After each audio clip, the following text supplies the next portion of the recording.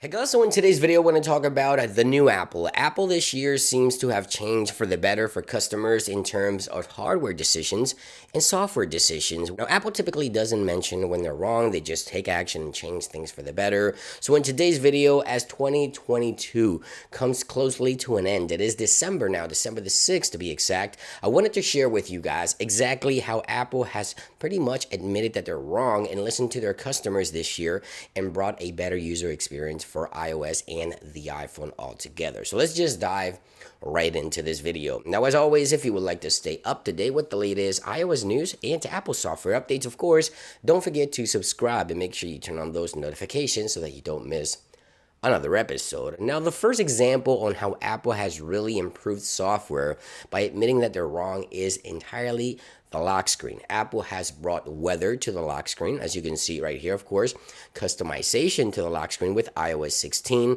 We now have the ability to add widgets. We also have live activities. We can change this information that's displayed.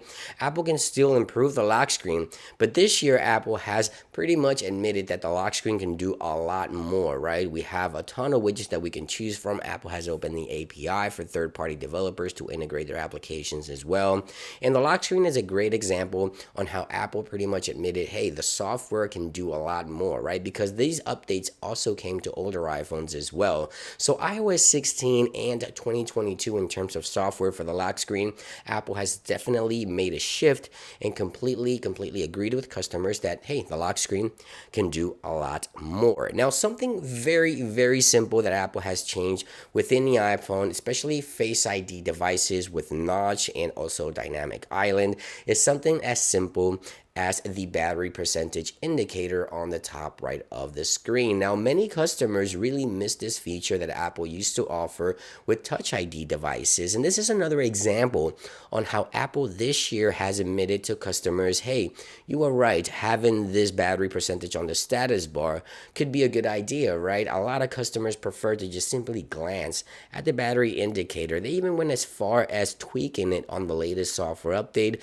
so it looks a lot better, a lot cleaner. You have a toggle right here. Pretty much every single iPhone now supports this simple feature, but yet very useful and practical, because that way you just glance at the battery indicator at the top whenever you're either browsing the web or using an application. It's just there and it's easy, visible, and clean, straightforward. So Apple has pretty much admitted, hey, yes, customers, here you go. This is what you wanted. We're going to listen to you. And a lot of users really enjoy this brand new feature, which is something that Apple already offered, but with Face ID devices, they really took away and now brought it back. Now, last but not least, I want to talk about a new feature that did require new hardware. With the iPhone 14 Pro, Apple has added, of course, the always on display. But when you put your iPhone in sleep mode with the always on display, how Apple offered it was like this. So it's sort of too bright for customers. Now, with the latest release of iOS 16.2, when you use your always on display, you now have the option to actually go into display and brightness. Again, Apple listening to their customers, which I really love. If you go into always on display, you now have the option, of course, to turn it off, which was always there. But Apple now added two additional options right here. Show notifications can now be disabled from the lock screen always on display. And the number one complaint was that display was too bright with the wallpaper in the background. So now you can actually remove the wallpaper and we have the classic always on display, which many users have always wanted. And this is great for battery life as well. Of course, the iPhone is great with battery life overall, but this just brings the always on display to what it should be. Many customers really wanted this, and another example of Apple listening to their customers this year with software decisions. And I'm very happy to see that Apple continues to improve the iPhone and give customers what they really want. I think Apple should add to the always on display. We can also add additional options to brightness levels, things like maybe adding dots when you get notifications if you want to do that. Different things that Apple can do. Also is changing the font on the clock or the position of the clock on the always on display. That can also be something good for customers.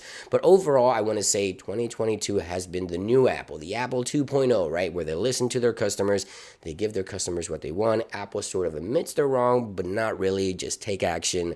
Let me know your thoughts in those comments down below. What is a feature or something that you've seen Apple do this year, 2022, that sort of admits Apple was wrong and they listened to their customers? Thank you for watching, guys. I hope you guys enjoyed this quick video, and I'll see you guys on the next one.